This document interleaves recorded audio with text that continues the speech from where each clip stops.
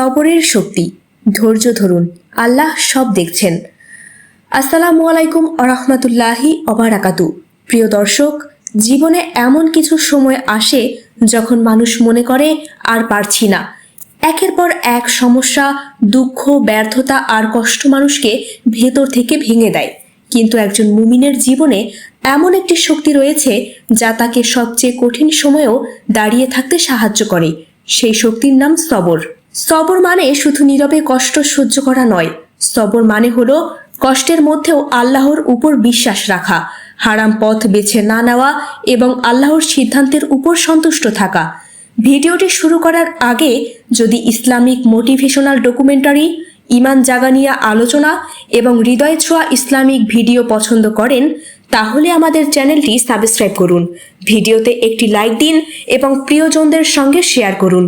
প্রিয় ভাই ও বোনেরা, মহান আল্লাহ পবিত্র কুরআনে বলেছেন, নিশ্চয়ই আল্লাহ ধৈর্যশীলদের সঙ্গে আছেন।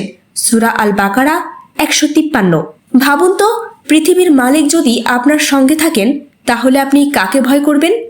মানুষ আপনাকে ছেড়ে যেতে পারে, বন্ধুরা আপনার বিপদে পাশে নাও থাকতে পারে, আত্মীয়রা আপনার কষ্ট বুঝতে নাও পারে, কিন্তু আল্লাহ কখনো আপনাকে একা ছেড়ে যান না।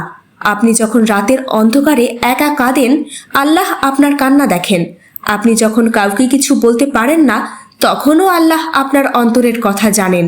আপনি যখন বলেন, হে আল্লাহ আমি আর পারছি না, তখনও আল্লাহ আপনার অবস্থা জানেন। প্রিয় দর্শক, জীবনে কষ্ট আসা মানেই আল্লাহ আপনাকে ভালোবাসেন না এমন নয়, বরং অনেক সময় কষ্টই হয় আল্লাহর পক্ষ থেকে আপনার জন্য একটি পরীক্ষা। আল্লাহ বলেন, আমি অবশ্যই তোমাদের পরীক্ষা করব, কিছুটা ভয়, ক্ষুধা এবং জানমাল ও ফল ফসলের ক্ষতির মাধ্যমে, আর ধৈর্যশীলদের সুসংবাদ দাও। সূরা আল বাকারা 155। দেখুন, আল্লাহ বলেননি যে মুমিনের জীবনে কোনো কষ্ট থাকবে না, বরং আল্লাহ বলেছেন পরীক্ষা আসবে। কখনো অর্থের মাধ্যমে পরীক্ষা হবে, কখনো অসুস্থতার মাধ্যমে, কখনো প্রিয় মানুষ হারানোর মাধ্যমে, কখনো অপমানের মাধ্যমে, কখনো একাকিত্বের মাধ্যমে। কিন্তু সেই পরীক্ষার পর আল্লাহ ধৈর্যশীলদের জন্য সুসংবাদ দিয়েছেন। প্রিয় ভাই ও বোনেরা, হযরত আইয়ুব আলাইহিসসালাম এর কথা মনে করুন। তিনি দীর্ঘদিন অসুস্থ ছিলেন। একের পর এক বিপদ তার জীবনে এসেছিল। সম্পদ হারিয়েছিলেন, সন্তান হারিয়েছিলেন এবং কঠিন রোগে আক্রান্ত হয়েছিলেন। কিন্তু তিনি আল্লাহর উপর বিশ্বাস হারাননি। তিনি অভিযোগ করে বলেননি, হে আল্লাহ, কেন শুধু আমার সাথেই এমন হচ্ছে? বরং তিনি ধৈর্য ধারণ করেছিলেন। শেষ পর্যন্ত আল্লাহ তার কষ্ট দূর করে দিয়েছিলেন এবং তাকে আগের চেয়েও বেশি নিয়ামত দান করেছিলেন। এটাই সবরের শক্তি।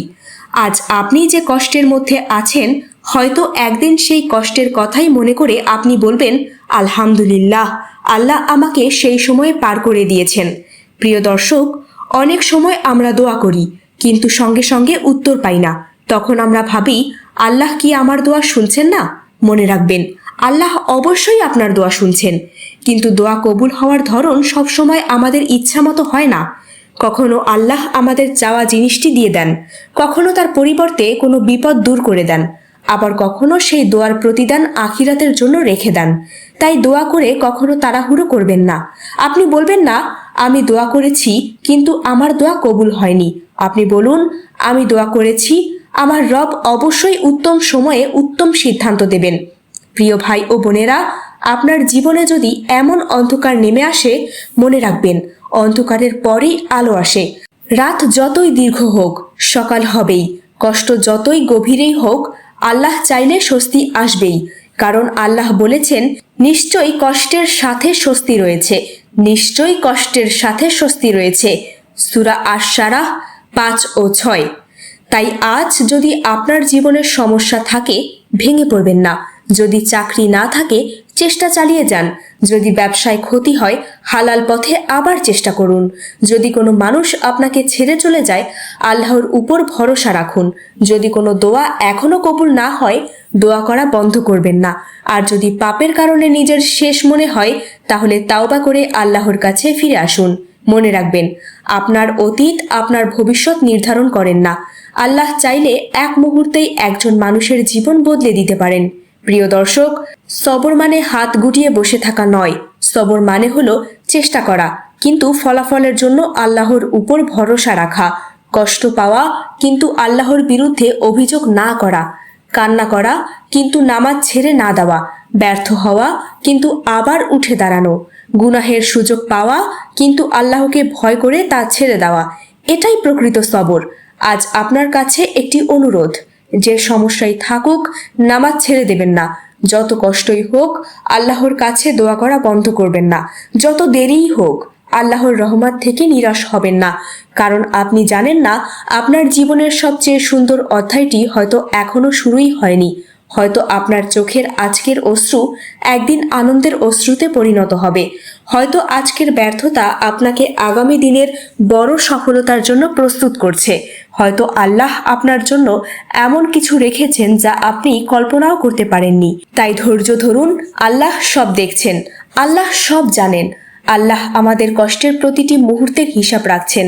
আর মনে রাখবেন, যে ব্যক্তি আল্লাহর জন্য ধৈর্য ধারণ করে আল্লাহ তাকে কখনোই নিরাশ করেন না। হে আল্লাহ, আমাদের ধৈর্যশীল বান্দাদের অন্তর্ভুক্ত করুন, আমাদের বিপদে ধৈর্য ধরার শক্তি দিন, আমাদের কষ্টকে আমাদের জন্য কল্যাণের কারণ বানিয়ে দিন, আমাদের দোয়া কবুল করুন এবং ঈমানের সাথে জীবন শেষ করার তৌফিক দান করুন। আমিন। প্রিয় দর্শক, আজকের এই ডকুমেন্টারি যদি আপনার হৃদয় স্পর্শ করে থাকে তাহলে ভিডিওতে একটি লাইক দিন, কমেন্টে লিখুন আল্লাহর উপর ভরসা রাখুন এবং ইসলামিক মোটিভেশনাল ডকুমেন্টারির আরও নতুন ভিডিও পেতে আমাদের চ্যানেলটি সাবস্ক্রাইব করতে ভুলবেন না। আসসালামু আলাইকুম ওয়া রাহমাতুল্লাহি ওয়া বারাকাতুহু।